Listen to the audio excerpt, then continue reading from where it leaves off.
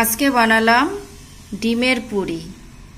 তো এই রেসিপিটা আপনাদের ভালো লেগে থাকলে একটা লাইক কমেন্ট দিয়ে পাশে থাকবেন।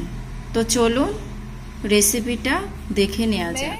ডিমগুলি সিদ্ধ করে আমি ছাড়িয়ে নিচ্ছি।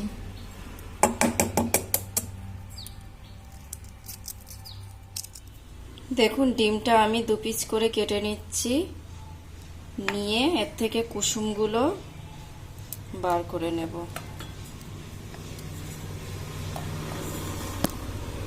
কাঁচা লঙ্কা, পেঁয়াজের কুচি আর সামান্য লবণ দিয়ে ডিমের কুসুমগুলো আমি মাখিয়ে নেব।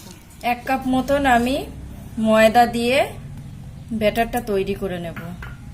এর মধ্যে দেব সামান্য পরিমাণে লবণ আর সামান্য পরিমাণে হলুদ গুঁড়ো। এবারে দেব জল দিয়ে আমি ব্যাটারটা তৈরি করে নেব। দেখুন বন্ধুরা, আমি ডিমের কুসুমগুলো এইভাবে গোল গোল পাকিয়ে এই যে ডিমের ভিতরে দিয়ে দিচ্ছি। তো এইভাবে চেপে দিয়ে আমি এই ব্যাটারে লাগিয়ে এইভাবে ব্যাটারে লাগিয়ে ডিমটি আমি কড়ায় ভেজে নেব।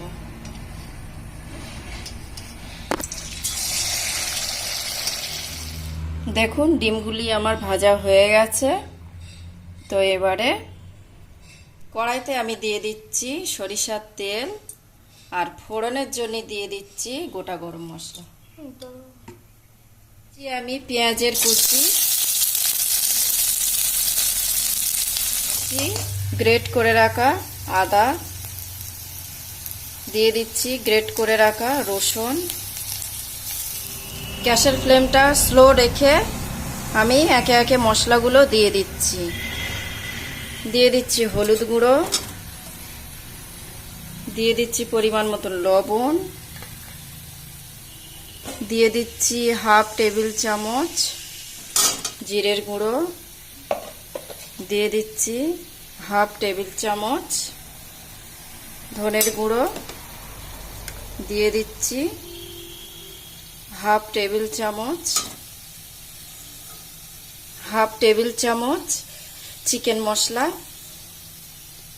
দিয়ে দিচ্ছি টমেটোর কুচি আর দিয়ে দিলাম 1/2 টেবিল চামচ লঙ্কার গুঁড়ো। দেখুন মশলাগুলো আমার ভাজা হয়ে গেছে। তো এবারে আমি এতে দিয়ে দিচ্ছি জল।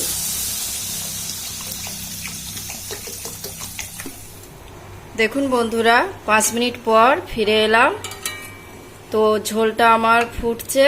তো আমি এই ফুটন্ত ঝোলে দিয়ে দেব ভেজে রাখা ডিমগুলো।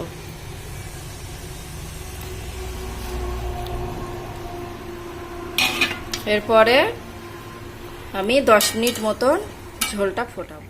দেখুন বন্ধুরা, ডিমের পুরিটি আমার একদম রেডি হয়ে গেছে। তো আমি এতে সানরাইজ শাহি গরম মশলা দিয়ে আমি নামিয়ে নেব।